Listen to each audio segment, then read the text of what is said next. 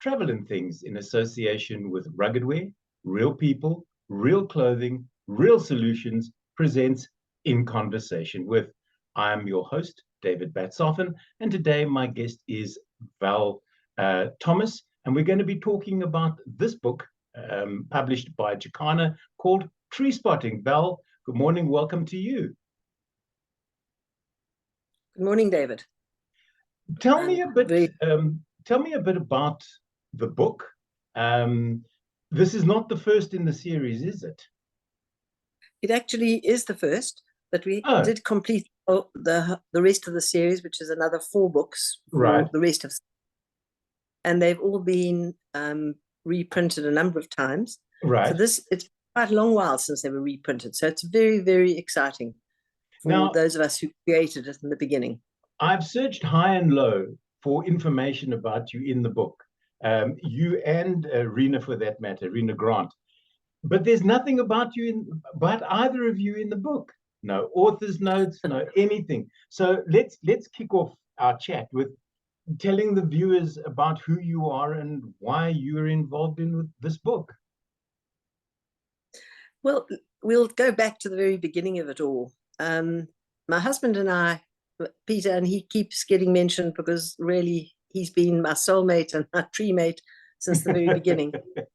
He and I were passionate about Kruger, and driving one late, nearly Christmas time, we sat and discussed the fact that we felt there were themes in Kruger, obviously scientifically driven ecological themes, that the average person didn't understand why there were lions here or zebra there, or why there were certain kinds of vegetation.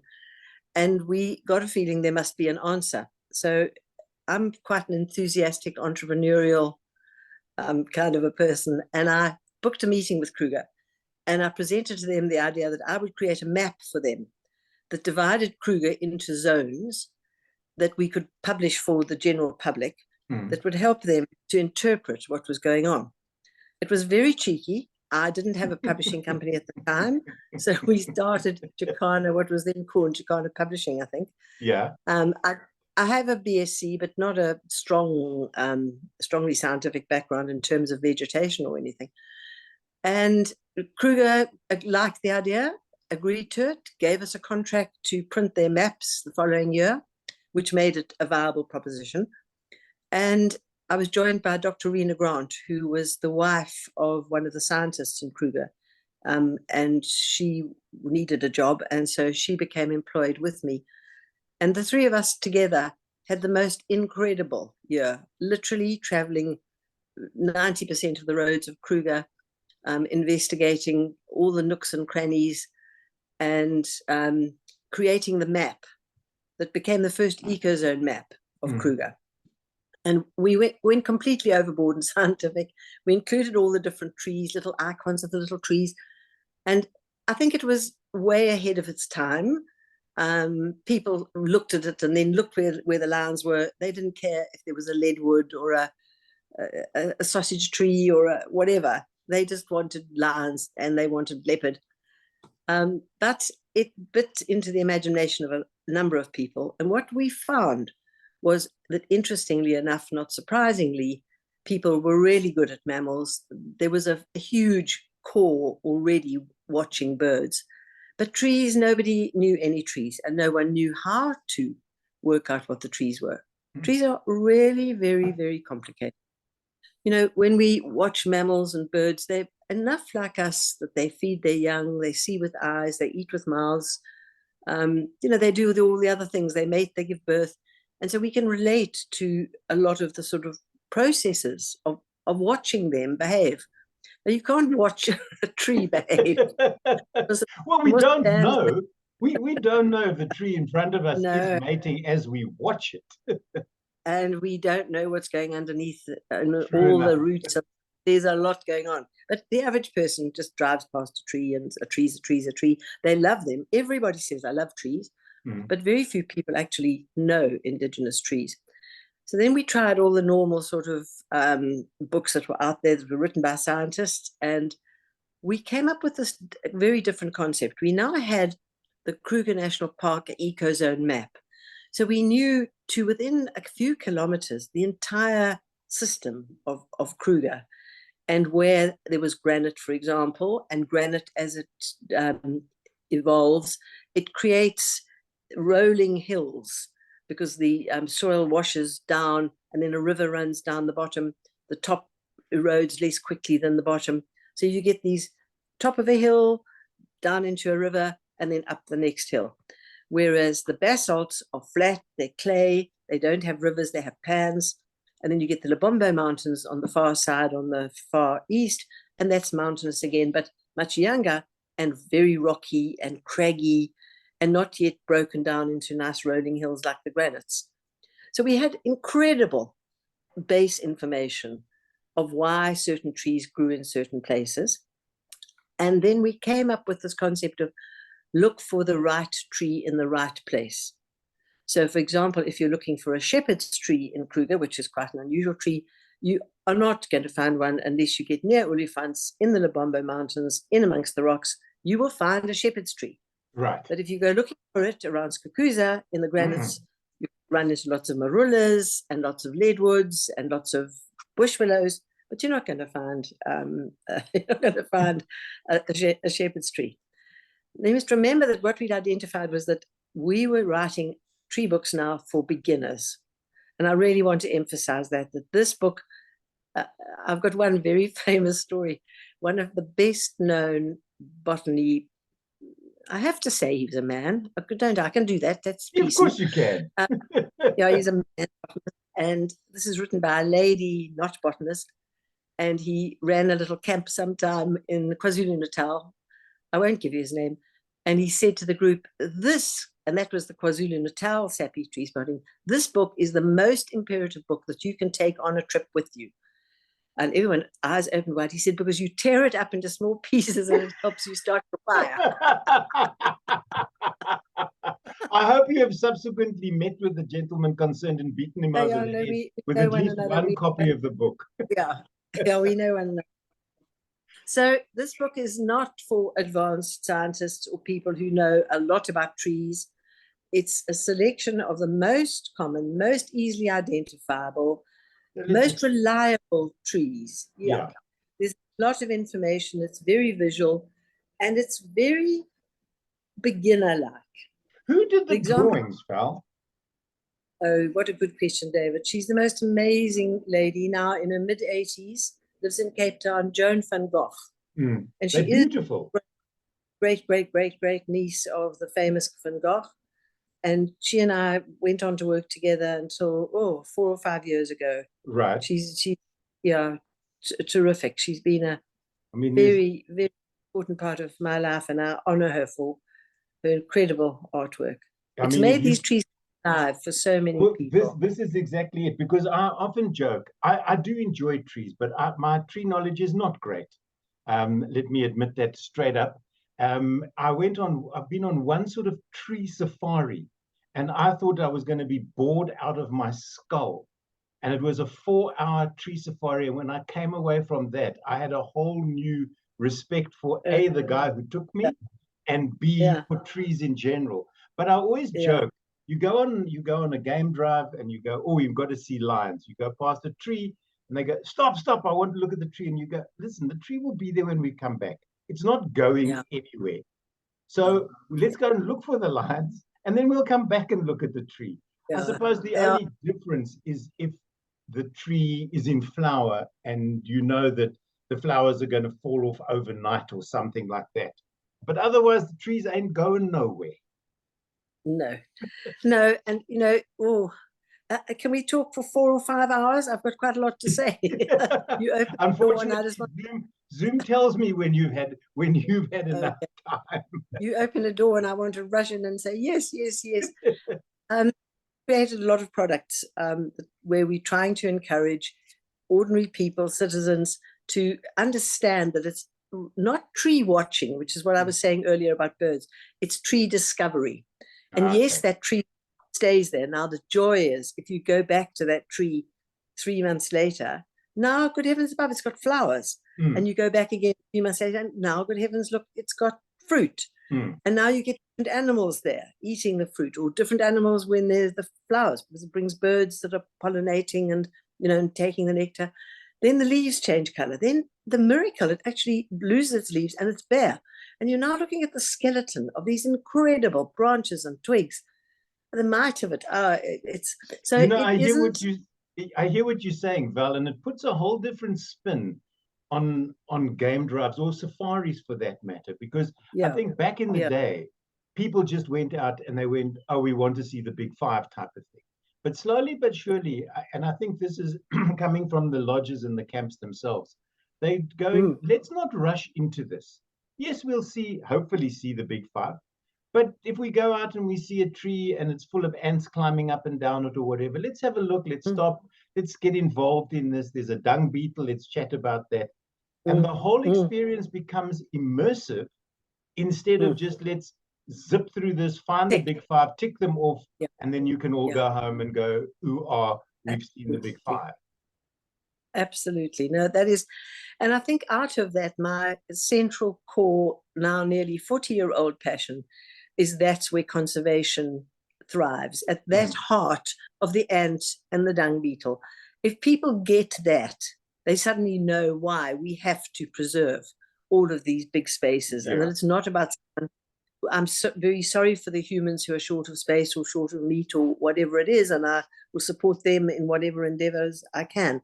But absolutely, if you do not retain certain areas very well protected, and you allow them to retain their integrity right down to the smallest ant, down to the smallest dung beetle, down to the tiniest little shrub, you lose something completely and totally irreparably valuable. It's and the climate change is a lot to do with trees and I the should exchange imagine of so. Yeah. carbon. So there's that famous joke that why do we need to preserve trees? All they do is give us oxygen. Why can't they give us Wi-Fi? But you realize the irony of this particular book, which is printed on paper, which is taken from trees. I know. So that the trees are almost self-publishing in this because they're an integral part of this process. Absolutely. That's so. Val, do you have sorry? Go ahead. No, you talk. Do you have a favorite tree?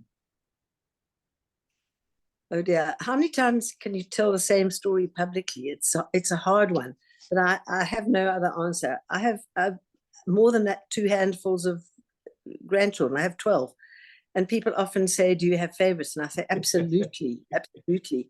Whichever grandchild I'm talking to, looking at the picture of, holding in my arm, that's my favorite grandchild." And actually, trees are very similar. I'll look at there must be 100. But I think, oh, wow, look at that, whatever. And my heart just does a whole, because that's one of the joys of tree discovery. You can discover leadwoods 10,000 times because every single leadwood is different. It is indeed. And if you stop and just admire the strength of the trunk, the width of the branches, the thickness of even the twigs that have stood there, the twigs last hundreds of years. Leadwood is so. And you just enjoy the marvel, and then you go on to the next one, and it's completely different. This is the beauty of that, because I've for a long time, almost ever since I started my photographic career, I've had a passion for photographing dead trees, because to me they speak volumes. Living trees are beautiful and gorgeous, but as you say, the moment they drop their leaves and they're basically naked in front of you, trees take on a whole different life. Yes, absolutely. And you then get almost the essence of what they actually are. Incredible. I agree. That the structure of each one individually, that really, and then a sunset behind or something, and you're made forever. I drive field guides mad because I'll invariably want to do a sunset, but now I'm looking for a tree to fill the foreground. And they'll go, "No, can we stop here?" And I go, "No, there are no trees. Drive out, and you want to stop." And you want a bird in it as well, I'm sure. Not necessarily. You know the amount of times that birds have flown through the shot. And Yes. I only realize it when I go when I get back to the camp, or I come home and I'm looking at the images and I go, hang on a second, there's a bird in there, which I never saw because I was so focused on the tree and the sunset. But now with Photoshop, I could always put the bird in if I really wanted. Absolutely. No, you wouldn't cheat like that. But I wouldn't cheat like that. And I'm certainly not going to do that with trees. I couldn't. There's too much work involved in that. Yeah. Much Can I bring? Yes. Sorry. I want to bring the story back to the book, because that's my passion at the moment, is to help us to get people. I want to sell the books, but my real interest is I want people to buy the books so that they start understanding trees. And I got as far as saying, we identified, this was Rena and Peter and myself, and we identified that people must look for the right tree in the right place. Right. So, and that starts with the geology. If we don't need to go there, but if you're in the Richtersveld, you're going to be looking for very different trees from if you're in near Pafuri. But now we're focusing on the Lowveld because that's the book. And then we took it a bit further and we said it's not just about the base geology, it's about the habitat. If you're along a river, you will find very different trees because they've got their roots in the water from those at the top of a rocky outcrop. And different again if it happens to be in a sandy mid-slope or a sandy low area where a river had flowed over years. And we developed this concept that we could identify clusters of the most common, most easily recognizable trees in an area. So we'd say, right, you are now on a river near Skakuza, which means you're in granites. And these are the trees that to look for. And we would have 4 or 5 major trees. And we'd say, as you drive along, look for the following feature. And leadwood's a good one to discuss. Leadwood bushwillow has gray bark, sort of like snakeskin. If you think of a snakeskin hand, it's broken into quite neat, tidy little gray blocks. You know, it suddenly becomes so easy. And once you know that's what a leadwood is, you identify your first, and then you find another 25. Now, I'm not running down botany because botany is my bread and butter. But if you're a botanist and you understand the whole botanical spectrum of 600,000 items of data to look for, Domatia and pineals and pinnata and petioles and whatever, you can analyze a tree a different way. But if you're a beginner and all you've got to do is find a tree along a river in the Lowveld with bark that looks like snakeskin, you can do that. And right next to it is a tree with where the bark looks burnt and black. And you can find those, and those are jackalberries. And suddenly, with very, very simple tools, you are empowered to start building your library of trees you recognize. And it starts to be a sort of a picnic. You're driving along, oh, there's a jackalberry. Oh, look, there's a leadwood. Oh, gosh, that's a marula. It just enriches any experience that you have in any wild place or outdoor place with an indigenous tree. And then, of course, there are all the medicinal properties of trees that you can then go off into. And it just as I said, it becomes an immersive experience. It's so nice, and specifically if you're with a group of people, it makes you sound really worldly and wise when you can just go past. And they don't know if you're right or wrong. Even if you're wrong, you're right. That's a jackalberry. And you wouldn't cheat, would you, David? It's not a cheat. It's just I don't know what it is, but let me try and be impressive until you get caught out by somebody on the vehicle who knows more than you do. Yeah. You know, I know that I sent you an email before we had this chat, and I said, if you have any tree anecdotes, because it's easy to do animal anecdotes because we all have, those of us who've been to the bush on a regular basis, we all have animal anecdotes, something that's happened to us or something that we've seen. But are there in your life, or in Peter's or Rena's for that matter, are there tree anecdotes where something has happened when you've gone off to do identification or something like that? Gosh, yes. And I'm doing quite a lot of interviews at the moment for all sorts of reasons, and I'm trying to be quite strict and not repeat my stories in case there's somebody who hears the same one. And this one is a bad one to use because it's not in the SAPPI Tree Spotting book. Oh dear, hang on. Oh no, that's fine. It says I have low battery, but I've still got 10%. But it's kind of an extension of the SAPPI Tree Spotting concept, that there's always something when you've got your base, the whole field continues. Very recently, in fact, I think 2018, a new tree was named. It's a waterberry, and waterberries are very well known throughout the Lowveld. And the waterberry, the normal waterberry, is in SAPPI Tree Spotting Lowveld. It's a new one called Kamati waterberry, because it is only found along the Kamati River, which runs across the N2 and joins the crocodile. And then it actually wanders through the Kamati golf course. I'm trying to think of its proper name, but anyway, the Kamati golf course will do. And it's called the Kamati waterberry. So my husband's a golfer, so we set off on a golf cart and we careered through the golf course, and suddenly my husband yelled, "Look at that tree. It's got a white bark, as white as the curtain behind your head, and not unlike the curtain behind your head, because it's got flutings. It sort of has these, like you can do with your neck, you know, this is called fluting." And there it was, and it was in flower, and it had a couple of small fruits. You know, that was the most extraordinary thing. We've only known about or named this tree for 6 years. The people who run the golf course love trees, but none of them had ever seen this tree before. It's on the edge of the fairway. It's got white bark. I say to myself, how come? How come? You know, if someone started walking down the road and they had green skin, I think we'd notice. You know, we'd say, "Who? Where does this person come from?" So the aliens have landed. Here's a white bark tree on a golf course which has hundreds of people going through it every single month, every single week. And no one said, "I wonder what that tree is." I shake my head and I think, oh dear, I wish SAPPI Tree Spotting Lowveld would sell hundreds of copies so people started to wake up and look at trees. Put an addendum in it. The book is SAPPI Tree Spotting of the Lowveld, and they include the Kruger National Park. It's put together by Val Thomas and Rena Grant. It is available in bookstores now? Yes, yep, throughout the country. Is it available as an ebook or only in print copy at the moment, Val? I think delete at the moment. It is only available.